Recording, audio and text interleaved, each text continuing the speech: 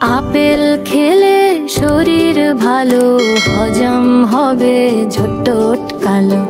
Apple খেলে শরীর ভালো, হজম হবে ঝট্টট কালো। কমলা খেলে ভিটামিন বাড়ে, রোগটুকু সব দূরে সরে। বেদানা লালে রক্ত বাড়ায়, চাপটা ধরে ঠিকই রাখায়।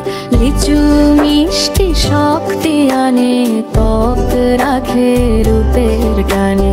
লিচু মিষ্টি শক্তি আনে, ত্বক রাখে রূপের টানে।